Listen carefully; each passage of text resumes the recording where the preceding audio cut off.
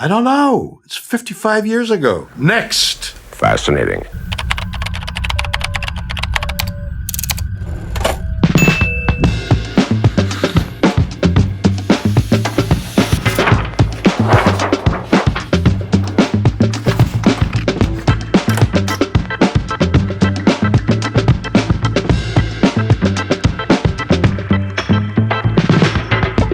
Star Trek the Motion Picture. Not to be confused with Star Trek the original series.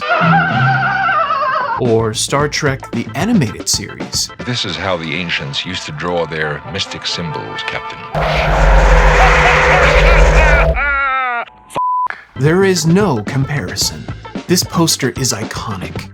But who painted it? What's with the rainbow in space, and did William Shatner really demand this whole poster be repainted?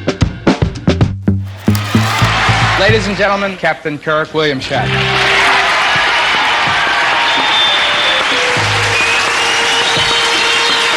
Star Trek coming back, I've heard so many rumors, and that's a possibility. But as of this moment, Star Trek doesn't look like it is coming back. Never tell me the odds.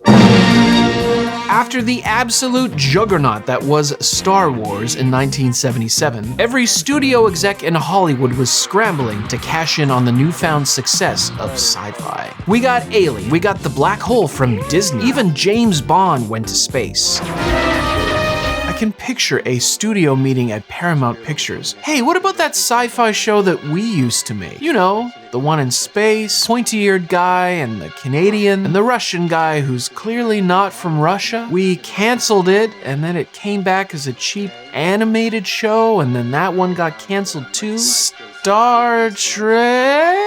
Fellas, I've got an idea.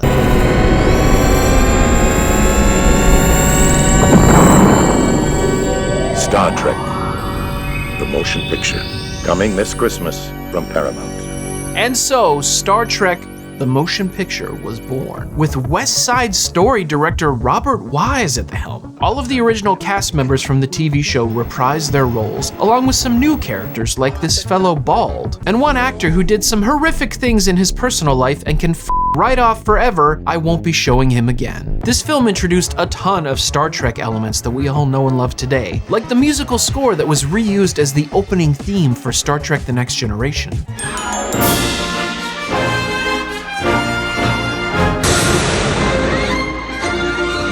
Why did they put the title here and not down here? A new Enterprise that survived the first 3 movies, and a revamped design for the Klingons. In the original series, the Klingons looked a little different. Get out of here with that parasite. Those are Klingons?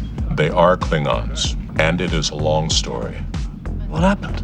We do not discuss it with outsiders. The motion picture Klingon designs were used throughout the rest of Trek, right up until Star Trek Discovery and whatever this was. The film began production without a fully completed script, and the eventual third act of the film was apparently inspired by an interview that appeared in the October 1978 issue of Penthouse magazine. The interview was with NASA scientist Robert Jastrow, where he stated that mechanical forms of life were likely to exist eventually. Okay, so not only were all of these Star Trek screenwriters horny as and subscribed to Penthouse, but that adult magazine was scoring interviews with the director of NASA's Institute of Space Studies? The 70s. What a time. Incidentally, in that same issue of Penthouse magazine, you'll find a very charming interview with Spock himself, Leonard Nimoy. It's just a few pages past a story about a guy f***ing a dolphin.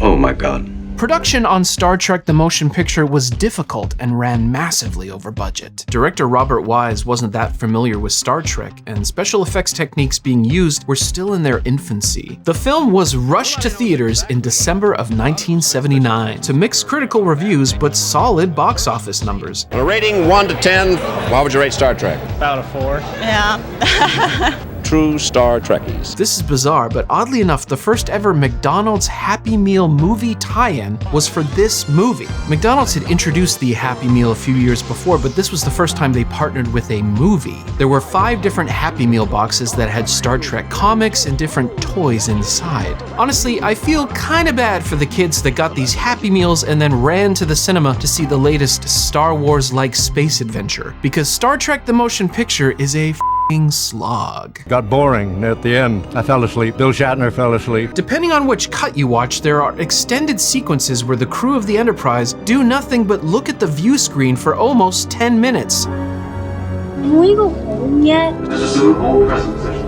Holding present position.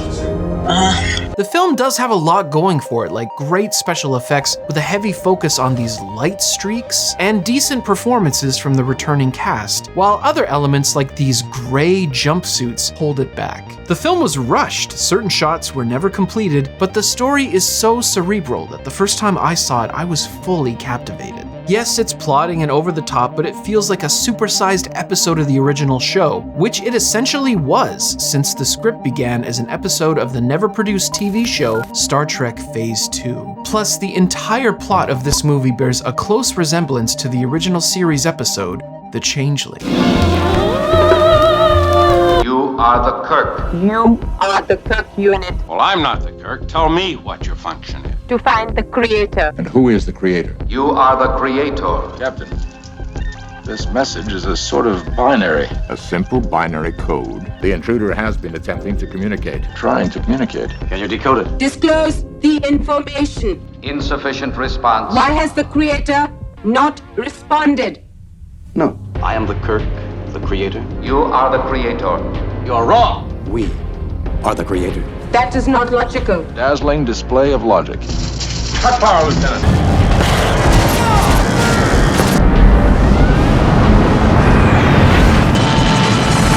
Vulcan mind probe. Nomad. I must try to mind meld with it. You're in contact with the unit Spock. Stop. Power pouring through that mind meld must have been staggering. Knowledge. Depth. V'ger has knowledge that spans this universe. Carving V'ger! Oh. The creator must join with V'ger. To promote the film along with those thousands of Happy Meals, Paramount released this gem of a poster from artist Bob Peak. Peak had done the illustrations for the poster for director Robert Wise's previous film, West Side Story, and his career is filled with memorable and renowned movie poster artwork. Bob Peak's son, Matthew Peak, did all of the poster artwork for the Nightmare on Elm Street franchise. Talented family. The most striking aspect of the poster is this color spectrum, beaming down from the top, engulfing these characters in a saturated glow. This prismatic gradient is meant to symbolize either the Enterprise going into warp or these characters beaming through space. Captain Kirk is running red hot, while Spock is keeping it cool, calm, collected. The light appears to be reflecting back upward off of Persis Khambatta's shiny dome, a pain I know all too well. These light streaks against the blackness of space really add some visual energy to the whole design, while the colorful outline around the title treatment is wonderfully animated. Lower Decks, probably the best of the recent Star Trek shows, did a great visual homage to this in one of their episodes.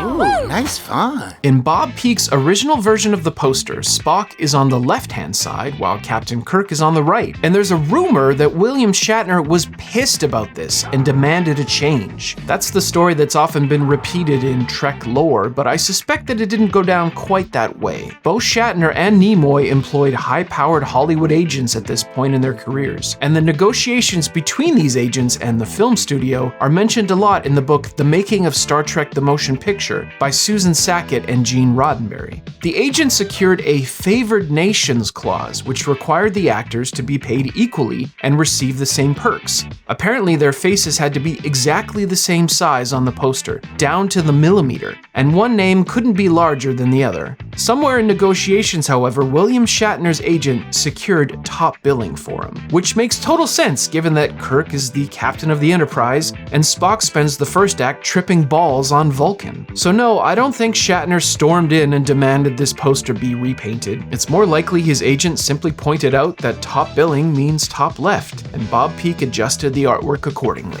Next. Fascinating. I really love this poster. This rainbow image, these flaring streaks of light, it just screams 1970s sci-fi wonder. Not to mention, the rainbow spectrum made another appearance in this poster for Star Trek IV: The Voyage Home, this time with Spock on the left. And the poster for 2016's Star Trek Beyond is a wonderful homage to these Technicolor Trek roots. I have collected a lot of Star Trek the Motion Picture stuff over the years, and I do mean a lot. Spock touch the data modules, a flood of images overwhelmed his mind.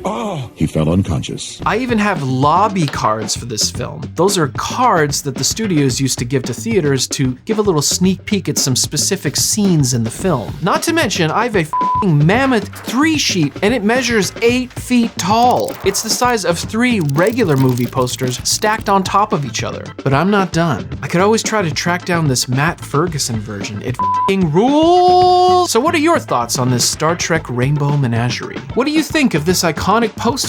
Leave a comment down below and help a poster collector with an obvious problem by subscribing so he can justify all of this to his friends and family. How did you first see this film? The VHS, DVD, or the movie theater? And have you ever seen the ending of this movie, or do you always fall asleep? I fell asleep. I always count on the transporter death screeches to wake my ass up.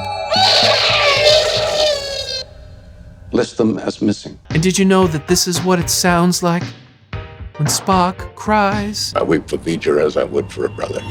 We get a real letdown here, and we get some of that phony moralizing from the TV show. Guys in spaceships tell us we're human because we love each other or something. Well, I don't think it's phony moralizing. I think that's one of the endearing things about the TV show and about the movie is the way that it kind of looks at human nature in a fairly optimistic way. I think this is a pretty good experience. And I was let down. V'ger hopes to touch its creator. You are the creator. Good.